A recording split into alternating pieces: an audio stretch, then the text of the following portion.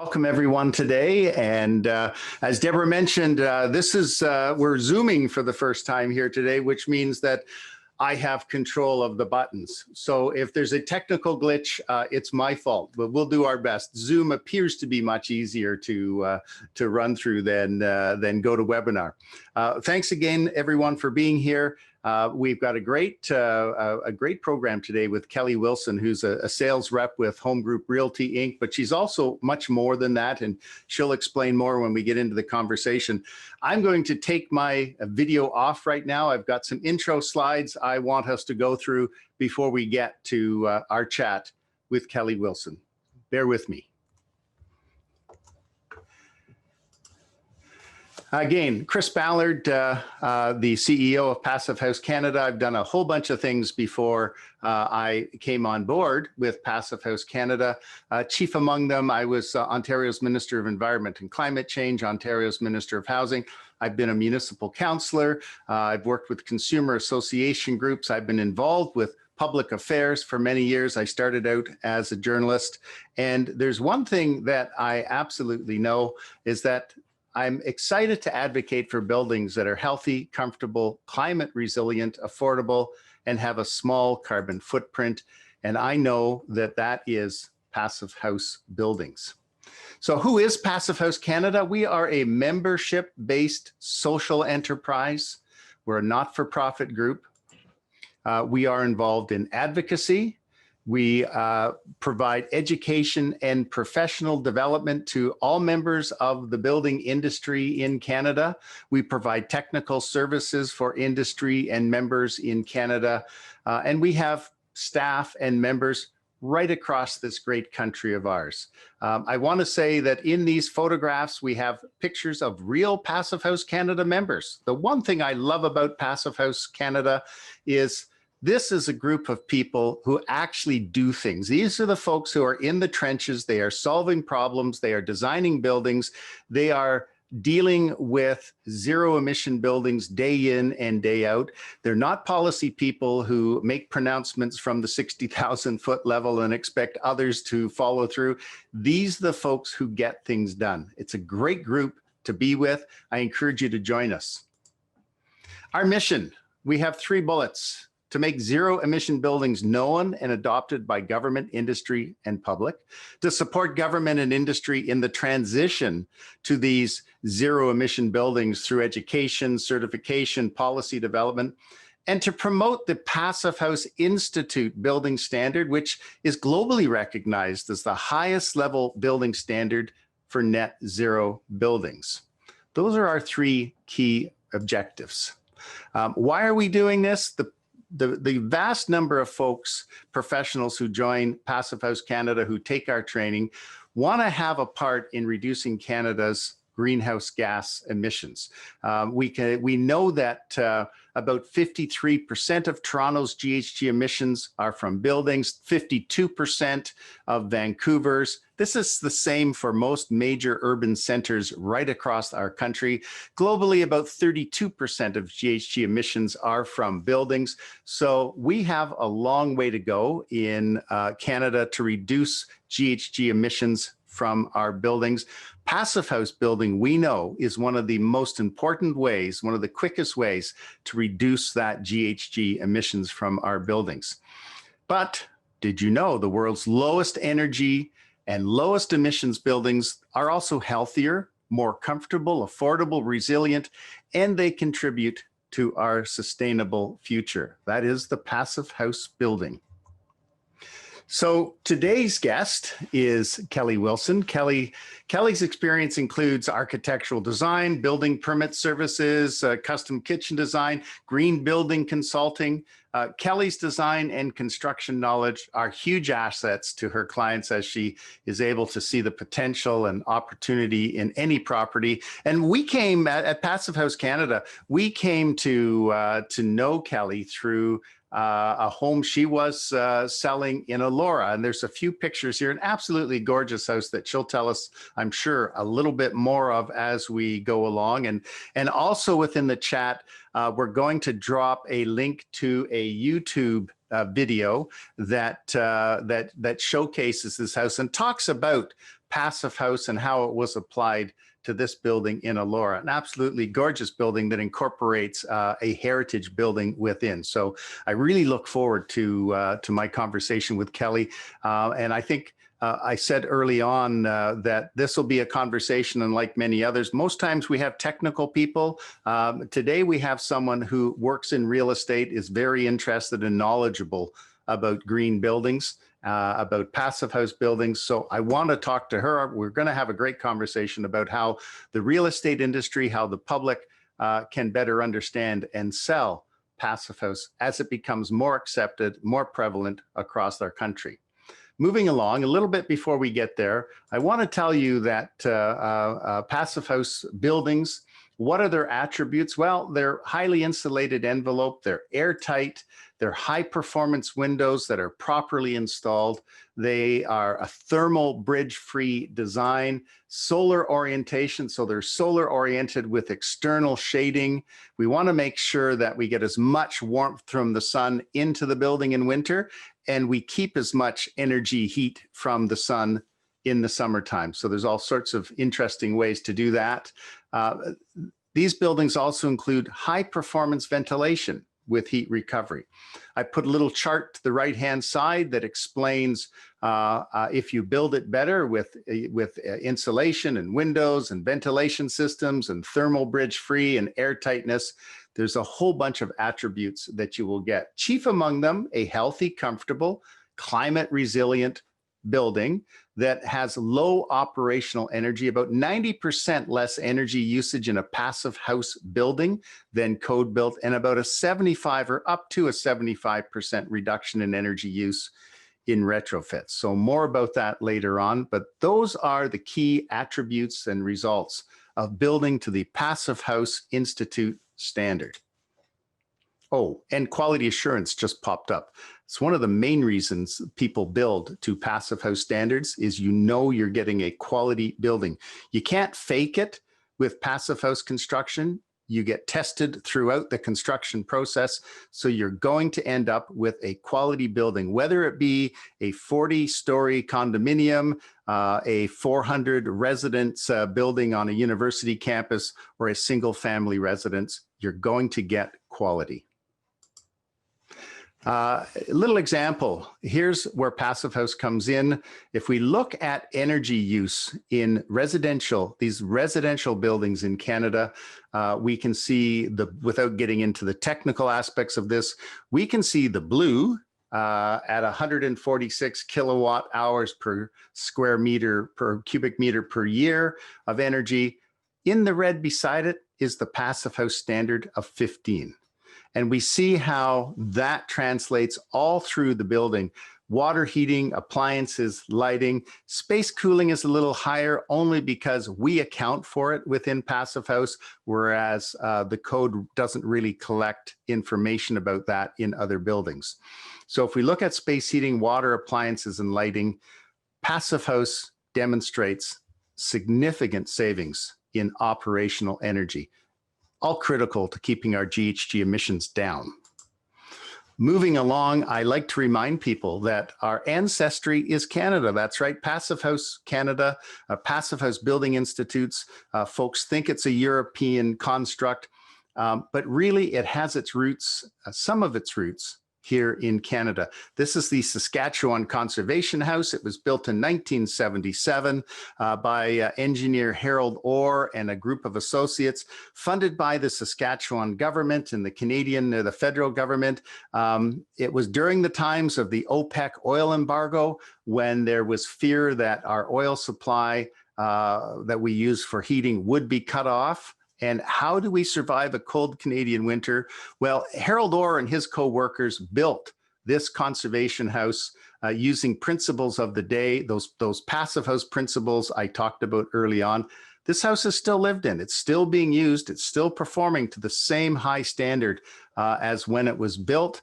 The Europeans saw this. They saw some other examples as well around the world. They borrowed what we had learned, took it back to Europe and developed the Passive House standard.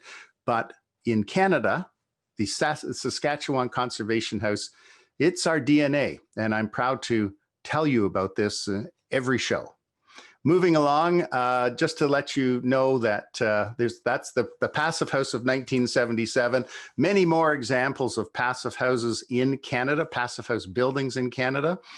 We are, of course, more than houses. We are buildings. So we have social housing in Hamilton on that top left-hand side. We have the Clayton Community Centre in BC. We have some other beautiful examples of passive house buildings that are being built in Canada or have been built in Canada, with dozens more on the go and some very large towers planned for Vancouver. So the passive house design model is applicable to many types of buildings and many forms of buildings as well. So on to our great conversation with Kelly. How are you, Kelly? I'm well. How are you? I'm fine. How is Guelph today? It's a little dreary today, but it's all right. Yeah, well, you know, we are sort of in that GTHA area, and lots of dreary clouds that hang around over the winter months. But that's fine. We'll have a bright conversation. So, Kelly, I'd like to start because you're not the I don't want to say the regular type of guest, but normally we have folks who are building passive homes, or they're academics or building scientists. Tell us a little bit about yourself to start with, and how you came to the passive house world. Sure. Well, I am a licensed realtor here in Guelph, but prior to becoming a realtor, I had about a decade of experience in architectural design, custom homes and renovations. And a chunk of that time I spent as a green building consultant. Okay. So I did energy modeling and testing for Energy Star for new homes. I consulted on a number of LEED for homes. This was in the Toronto area at the time. And then about a little over 5 years ago, my family and I moved to Guelph. And once I got here, started networking with the green building community here. I started working with a small design firm here that I'm still active with. And then in addition to that, that's when I also got my real estate license and started helping people buy and sell houses. So, right now I wouldn't say I'm immersed in the green building industry, but I have a background in it and a knowledge in it, and certainly still an interest and a passion for it. Yeah. Good. Okay. Well, that's a good background. Tell us a little bit about this building, Kelly. So, located in Elora, the first thing you kind of notice in the front is the log structure in the front, which is a heritage building. It was built in 1842, and it was the original Elora schoolhouse. So the builder, when they purchased this property and opted to do a passive house, essentially the passive house part of it, it's about 3,500 square feet, and 3,000 square feet of that is actually an addition onto the heritage structure. And yeah, built using passive house principles. They weren't able to get the log structure up to passive house. Yeah, imagine that. Yeah. A little bit hard to do that, but a really interesting process. So actually the addition, between the addition and the log structure, is essentially an exterior door separating so that you can close it, and the new part can be passive. Can be the passive, but even in the century plus old school home, they still did some really exciting insulation there and windows. Yeah, so they actually had to lift that whole structure and relocate it on the property. And then the insulated slab that they did under the new build, they extended that under the log structure as well, and then lifted it back in place, put as much insulation in between those logs as they could. and sealed it as tight as they could. It still got the high performance windows and doors. Yeah. Right. And they insulated the attic and the whole bit. So they did what they could to bring it up to the Passive House or EnerFit standard. And we understand some of the issues they may have there. What about the rest of the house? Tell me a little bit about what about the rest of the house, maybe some of the challenges they faced or some of the features of the house. Well, I mean, so built using all the Passive House principles. So walls are about 18 inches thick, are 68. Everything was built off-site and then crane lifted into place. Built on an insulated slab. It had an energy recovery ventilator. What else? The high performance windows and doors. So I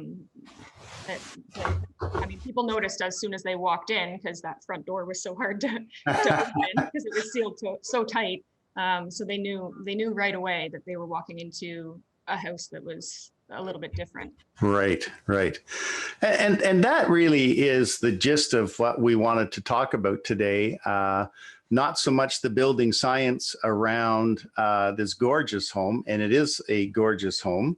And I encourage folks to download the conversation at the end so they can capture the URL and view it at their leisure.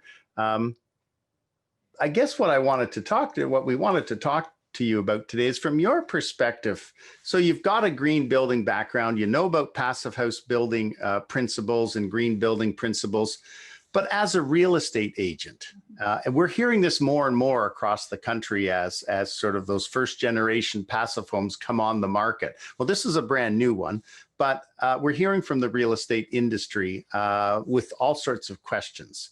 So tell me, what sold this house? Well, when I first sort of was introduced to the house and had the opportunity to be a part of selling it, I was really excited with my background and knowing Passive House. I sort of thought, we got to explain this to people, and once they understand what it is, it's going to sell, because who wouldn't buy a Passive House? That's sort of the green building science nerd in me speaking. So our initial strategy was to educate. And so I spent a lot of time at the beginning being, the expert at our brokerage in green building, writing up content, creating a custom brochure, creating the custom video, and basically explaining in layperson's terms the science of Passive House. We also had planned some in-person events, some open houses for industry and public that we didn't end up getting to do because the listing launched pretty much at the beginning of COVID. So that was a little bit of a missed opportunity for education. But ultimately what we discovered was that the Passive House was not what was going to sell the house. So partway through the listing of the house, we shifted strategies, and we started. Well, we essentially just marketed it as a custom luxury home. From the initial showings that we had and the agents that came through the house at the beginning, the comments that we were hearing were, it feels so solid. It feels, top quality. It's so quiet, things like that. So basically we started shifting the conversation around those things: the high build quality, the comfort and control, the quiet. So all things that if you know Passive House, those things are a result of applying the Passive House principles, but you don't actually have to talk about Passive House to see those things and feel those things. And I have heard this from others that like you, the green building nerd in me always comes to the forefront, because we like to talk about Passive House building principles. We like to talk about 90% fewer GHG emissions or 75% energy savings, those kinds of things. But when it comes to the average members of the public, that's not necessarily what they're after. So that clearly points out highlights a challenge for those of us in the green building, in the passive house building world, that we need to better educate the public. Yeah, and I think just frame the conversation around not the energy efficiency, but all of those other benefits, all of the things you feel in a passive house. Yeah. Is it fair? Rather than the numbers. Is it fair to say that in reality, it really doesn't cost much money to heat most Canadian homes using natural gas, we'll say, so that energy costs are not top of mind, especially if you're buying a beautiful big home. You're really not concerned about what it costs you or the savings, let's say that potential savings. Is that an accurate statement? Yeah, absolutely. I mean, some buyers might have it on their priority list, but it's not going to be at the top of it. Right. And especially for a home like this, a luxury home buyer, they're going to be looking for certain things and expecting certain things that also might not be included in a passive house. So there were some challenges we had to face as well. Right. Big one being a basement. So the majority of home buyers want that big, cold, drafty, leaky, glorified storage room because they're used to having it. Every house has a basement. And they see it as the opportunity for the home theater and the spare bedroom and the rec room and the storage. So when they walk into a house that doesn't have a basement, that's a negative. That's something on their priority list that's not being checked off. Okay. So like that was something we just faced head on because this house was designed with that in mind. So there was extra storage that was built, finished storage over the garage space. So we had to make sure we highlighted that. There were several flexible living spaces. So that log structure being one of them that could be used in a variety of different ways, depending on how the homeowner wanted to use it. So we had to make sure that we were discussing these things and bringing them up in the conversation so that people were like, okay, I have this space. I don't need the basement. Right. So were there any other attributes of a passive house that might be seen as a detriment to someone who's not familiar with passive house? And then how did you overcome it? I think another big one, the basement is definitely one. And the other big one,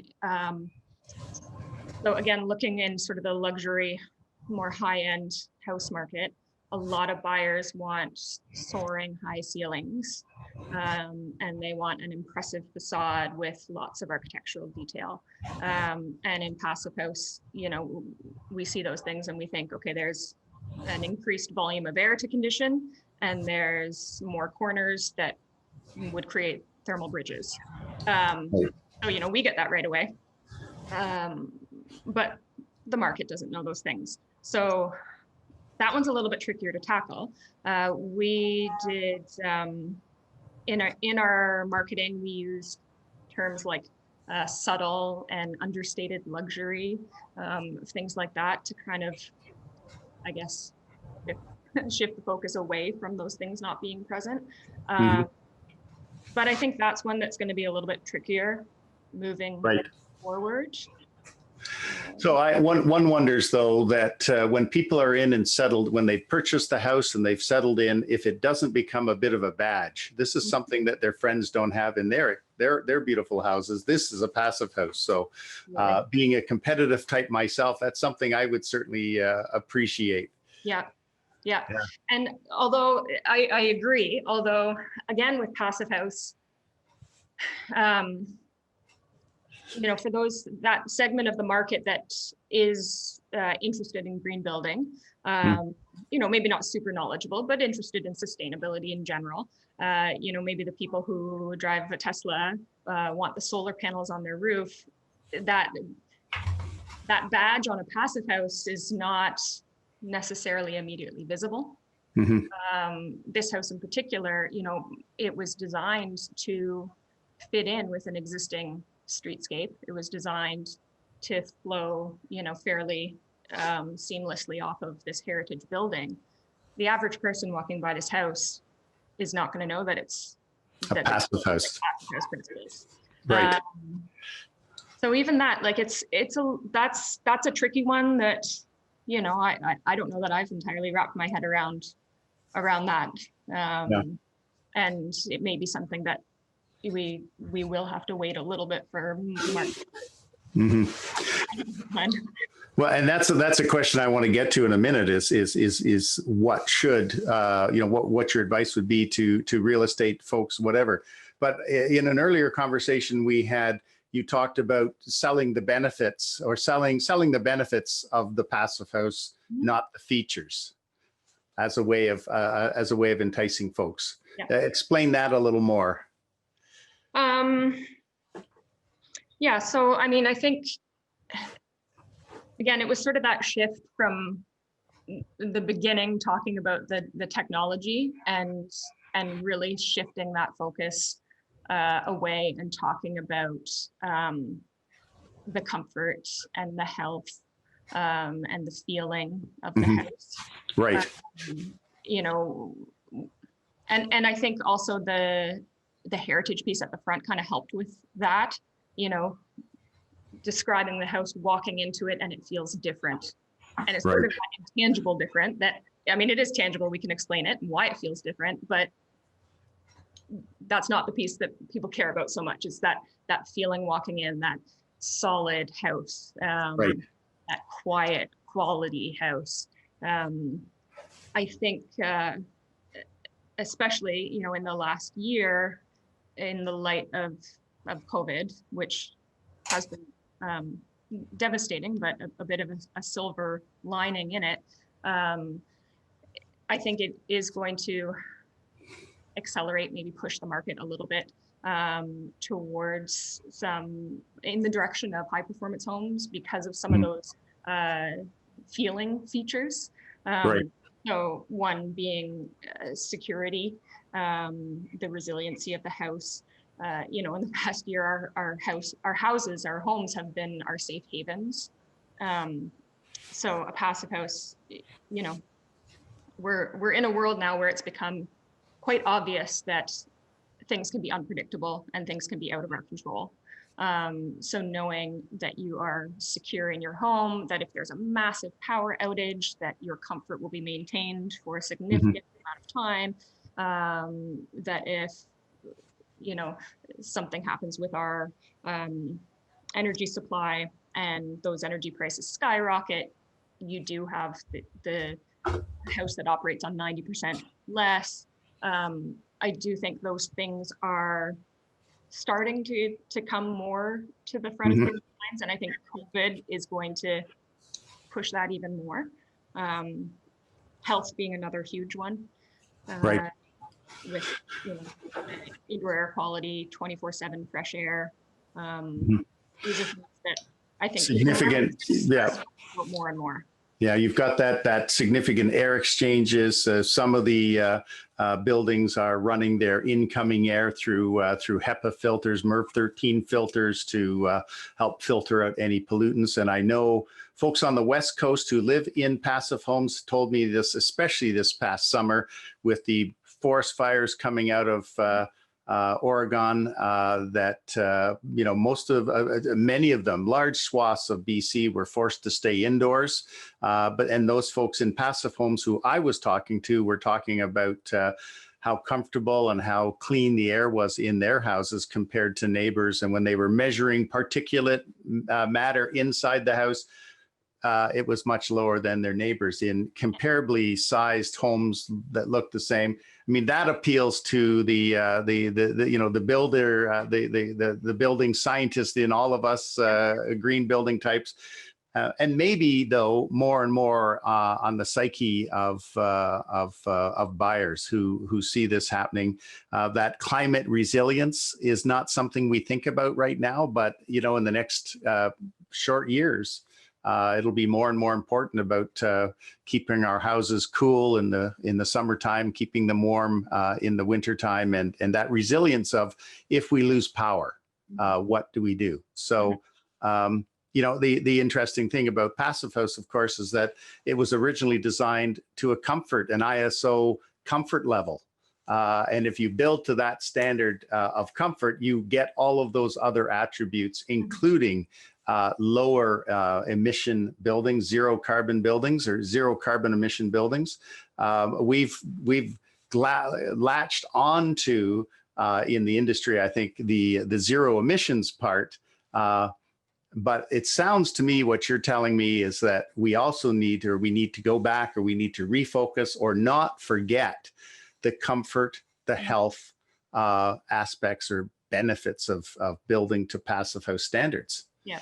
Yeah, I think it's almost like the conversation, depending on your audience, you need to flip it. So, you know, for people who are the green building science nerds, you're talking about the numbers first, and then all these other attributes are a result of things. But when you're talking with, you know, the general buyer's market, it's the reverse. You're talking about those sort of intangible attributes, the feeling and the emotion and that kind of stuff first, and then, you know, once you have someone sold on that, you can educate them as to why they're feeling that way, and why this house is different, why this house is unique.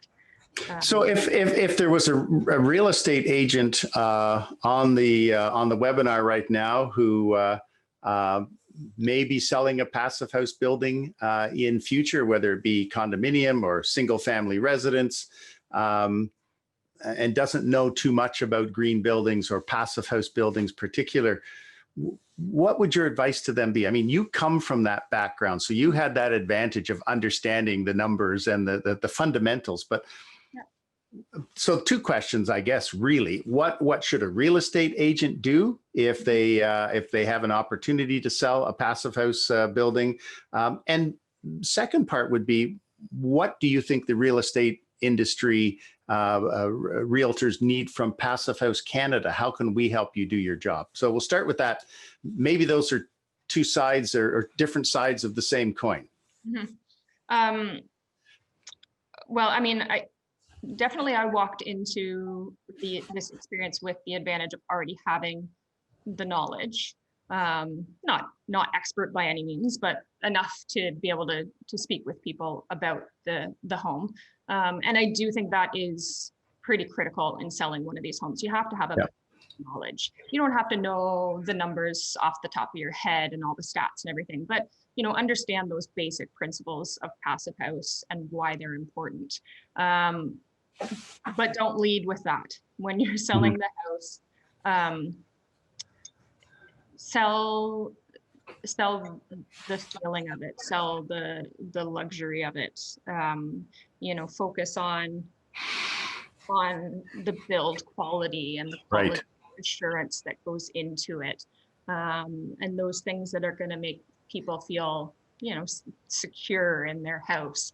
Because buyers make a decision based on that emotional response a lot of the time. Not every buyer, but if they're buying it for themselves, especially, like, that's their home, they're going to live in it, they want to feel a response to that home. So that's how you have to sell these. And I don't think it's a hard thing to do in a Passive House, because, you know, because of all this technology that goes into it, it creates that feeling anyways. You know, that feeling. I get what you're trying to say. I recall my first visit to a Passive House. It was a single family residence. It was a windy, rainy, stormy day, very loud wind beating down. We got out of a car, we ran into this house, and the chap let me in, and then he closed the door behind me. And with the whoomp of that closed door, suddenly the massive storm that I just run through disappeared. And the first thing that struck me was how beautifully quiet this house was. A lot of comments on how quiet. And I've since found that seems to be the initial reaction of most people I've walked into a passive house is how one in a world that is far too noisy, how beautifully quiet and what a wonderful sanctuary of quietness this house is. So, And that's the type of language that yeah, needs to be used to sell these houses. But yeah, then, you know, once you've got the buyers sort of hooked using that type of technique, having that knowledge and that supplementary information about passive house, and making sure that they're educated about, you know, this home that they're going to be living in. And because I think, you know, once they're living there and they start, you know, they realize how amazing it is, we want those homeowners now to be able to talk to everyone else about what this is so awesome. we want them to brag about their house. They should be the advocates. Yeah. They're living in it. So they may not have bought that house because it was passive. But now that they're in it, they can certainly spread the word and advocate for more. And if they move from this house, unless they buy another passive house, they'll be hard pressed to find anything that offers the same quality of living or quality environment. That's for sure. Mm-hmm. So what do you think? What could Passive House Canada be doing to help brokers and realtors out there? Putting you on the spot, of course, but you're talking to the CEO, so let me have it. You know, I mean, I guess it's not that much different than, I guess, like probably what you're trying to do with just the general public is get sort of a base level understanding of these homes and why they're high performance and what the benefits are.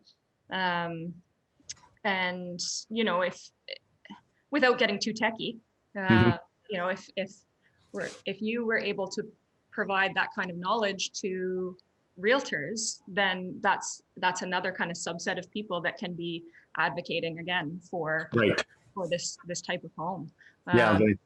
Good.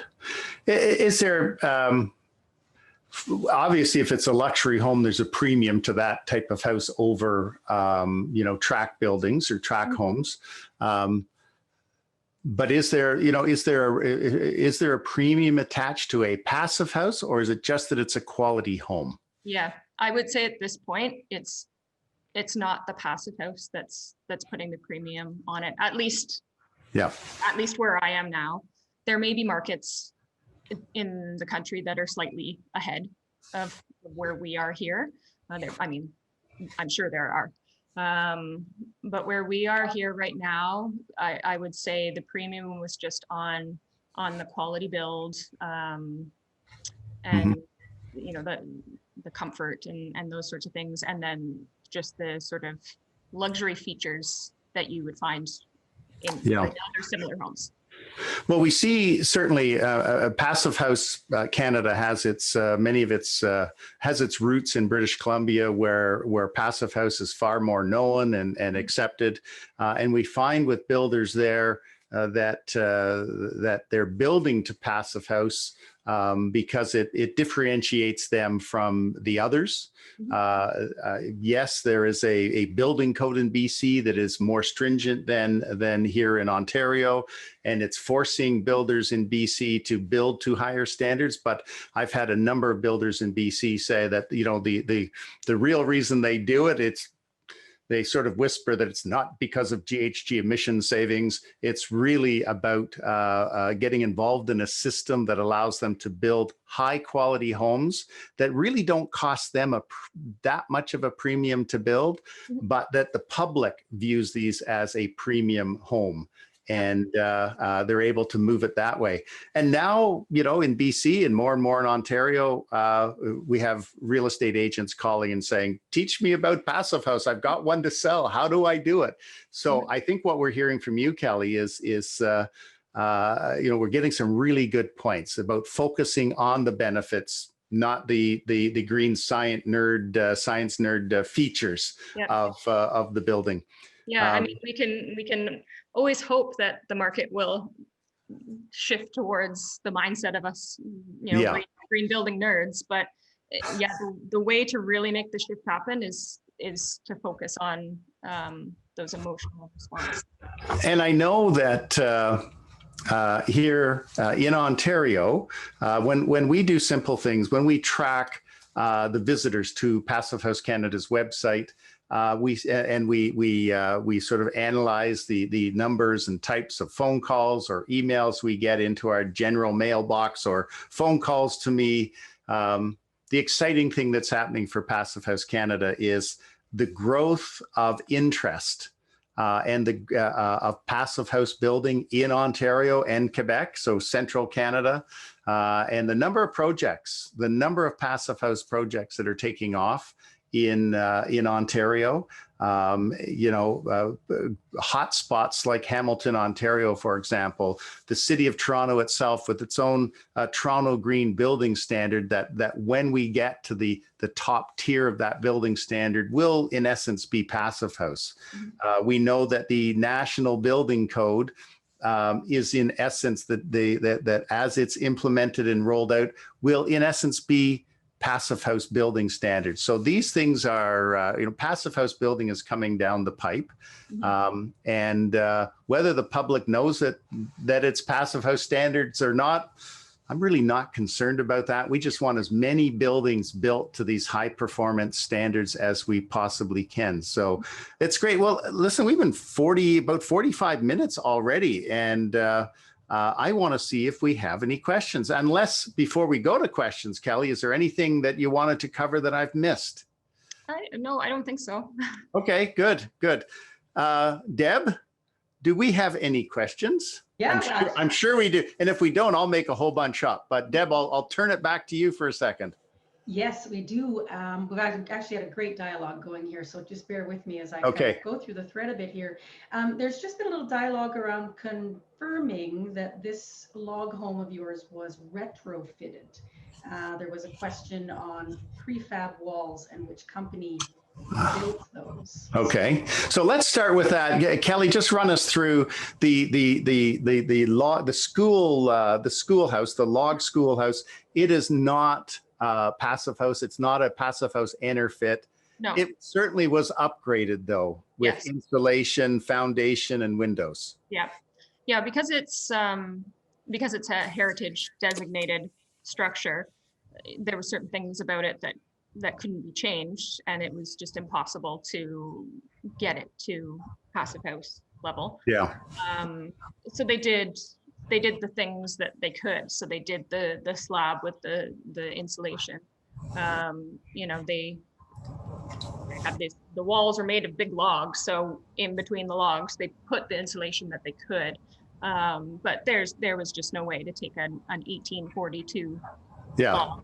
Well, if I recall in the video, they were saying not without sort of destroying the interior and not being able to see the log components. If they were going to build out the insulation, it would have to be on the inside, and you would lose all of the gorgeous. So it's separated. It's physically separate. I mean, it's attached to the house, but it's technically a separate building.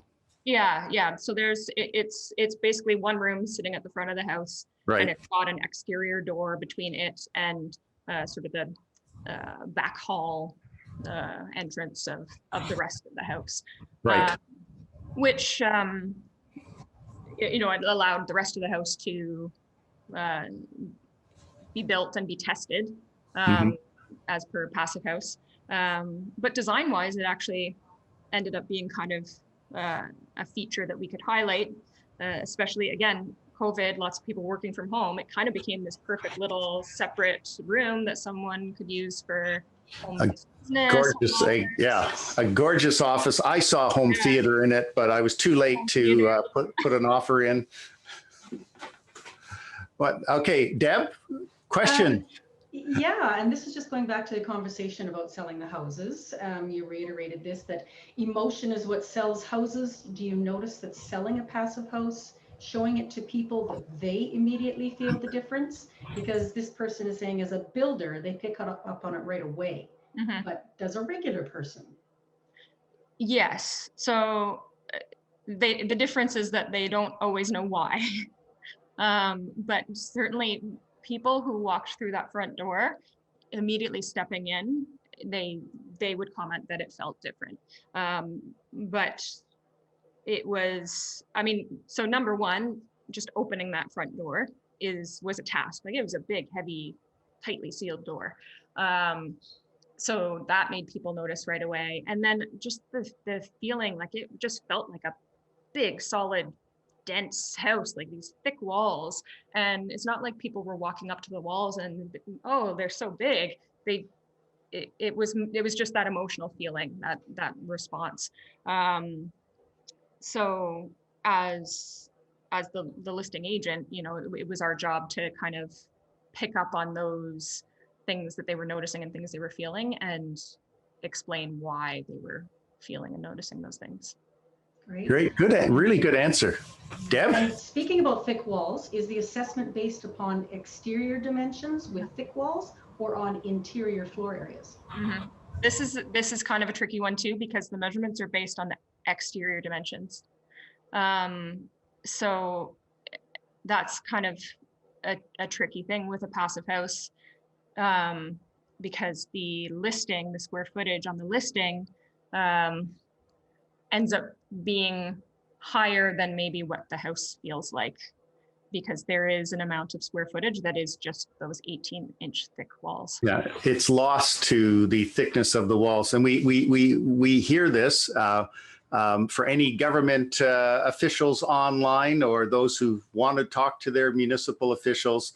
I would look to Vancouver, that has changed its regulations so that if you're building to passive house, you're allowed to build closer to the lot line. So that the interior square footage of the house is what you want it to be. But that acknowledges that your walls are going to be much thicker, but they'll allow you to move those walls a little bit closer to the lot line to accommodate and for that build out. That's a bit of a premium that they give to passive house builders. So we'd like to see that in more jurisdictions across the country. What next? Well, on that note too, this next question is with respect to the upcoming reviews of Canadian provincial building codes and standards. Do you expect that significant changes will be triggered with respect to the energy performance of buildings due to the 2050 net zero aspirations? Yes, both fingers crossed. Right now we have, we're on, the building code is on track by 2050 to, in essence, be passive house.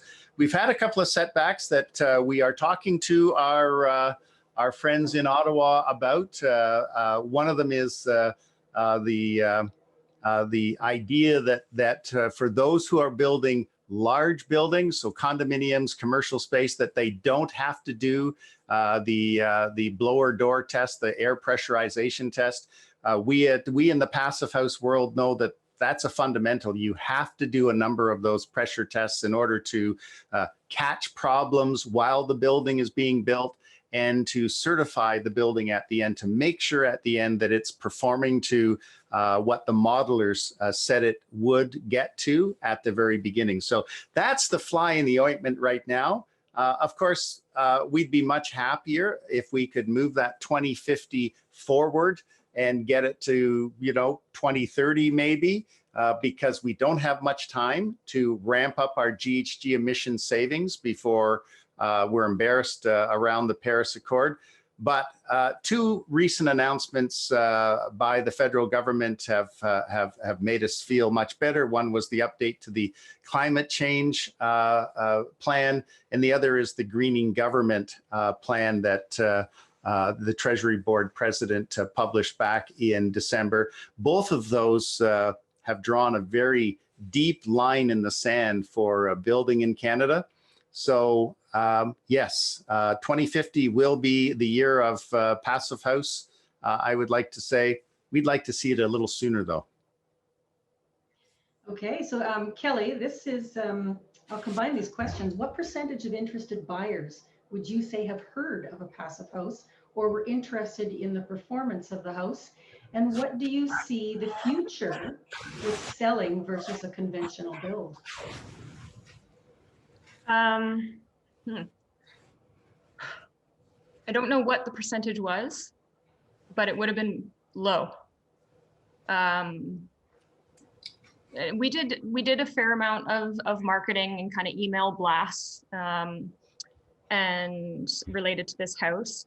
And we did get some interest from people who were interested in it specifically because of passive, but those were not the people who were interested in buying it. They just were interested in it as a house built using passive house principles. So they kind of wanted to follow along and see what happened and follow the story. But the interested buyers were not there because it was passive. You know, once we got talking to them about it, they were interested in some of those features. They were also a little nervous about some of the features, particularly the heating system. Right. You know, the market is used to seeing forced air gas furnaces. And when someone walks into a house and is not able to walk down to the basement and see a forced air gas furnace, it's just not familiar to them. So it makes them a little nervous. So yeah, it's, you know, it just, there was a fair amount of education that had to happen when people walked through this home for them to be comfortable in it, and then eventually buy it. And one more question related to that too is any lessons learned on how you would sell your next passive house? I mean, definitely from the get-go, focus on the emotional response. You know, I think it was a little bit tricky just timing wise with COVID and not being able to get people into the house. Because you really have to get into a passive house to feel it and to know what it is. And, you know, looking at the photos and writing up the descriptions, you know, we did the best we could, but, you know, getting people into the house. If we had been able to do those, the big open house events that we had planned, like definitely if I was doing another one and it's post-COVID and things are different, I'd be trying to get people into the house because that's when you get that response. And those comments about the quality and the quiet and all of those things, you can't really, people don't really understand that until they're in it. Yeah, so, I mean, it doesn't help right now, but down the road, when open houses are allowed again and we can be close to each other again, if I was selling another high performance home, that would be my focus on the emotions and getting people into the home. Good. Okay. I think that's about it for the questions here. Okay. Well, perfect. That's perfect timing. And thanks, Kelly, for sort of circling back and talking about some of the issues with the mechanicals or the concern people had about mechanicals because it's all new to them.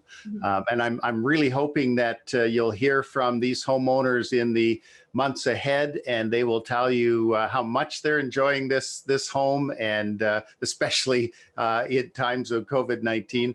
And I should say, how far, just for folks who aren't familiar with geography, how far is Elora, say, from Toronto? It's about 2-hour drive? Yeah, hour maybe a little less. Less, yeah, okay, hour and 45, hour. Yeah, it's about 20 minutes again, like from Guelph. From Guelph. So maybe an hour 45. Yeah, okay, good. So people get a sense of where it is. It's sort of slightly outside the greater Toronto Hamilton area, but not too much outside that area. So yeah, and we did have a lot of the interest came from people relocating from the Toronto area, who want to get out into smaller communities, what they perceive to be fresher air, et cetera, et cetera. So that's great. Well, listen, Kelly, thank you very much. And I know that judging by the interest in high performance building that's growing and growing in Ontario, I know you're going to have the opportunity to sell many more passive houses down the road. So thanks for your input here. And I know we're going to stay in touch to pick your brains and to talk about what Passive House Canada can do, what information we can provide, what format we could provide it in to help realtors better sell, better understand, and therefore be able to more easily sell passive houses, because obviously it's the way of the future in all formats of building. It is the way of the future. And we certainly appreciate your time today and your expertise. And congratulations on this sale. And congratulations to the builders, because again, I encourage people to go watch the YouTube video. It's a stunningly beautiful building. And it's not always easy to build to Passive House standards. I think they've done a remarkable job. So great work, and we'll be in touch. And for now, I will invite us both to turn our cameras off, and we'll wrap the session up. So thank you very much, Kelly. Thanks. Bye-bye. So folks, let me move along, and we will wrap things up. I just wanted to touch base in our chat session. We've got some information about upcoming training for Passive House. I said earlier, we train all types of folks, designers, architects, engineers, realtors, members of the public, members of government. We have all types of training, from very intensive design consultant type certification courses to sort of 1 hour courses that give you a good introduction to Passive House. So visit our website for more information about the variety of courses that we offer. There's a couple coming up right now that are starting soon with January the 16th, a Pathways to Passive House Designer Consultant Certification. And for those who are certified already, we have a master class on controlling water and vapor, from rain screens to vapor barriers. You've got to be really into it to understand this stuff, I guess. But these are courses that are online, as are all our courses right now. So I want to let you know that coming up next month, we have an extra special guest. So stay tuned for that person, because I think we're going to take a bit of a walk down memory lane in the development of Passive House Standard here in Canada. More details to follow. Thank you very much, everyone. And as I say at the end of every show, stay safe, stay healthy, wash your hands, and this too shall come to pass. And I look forward to meeting all of you one day in person. Thanks again for being with us. And thanks again, Kelly, for being on our show. Take care, everyone.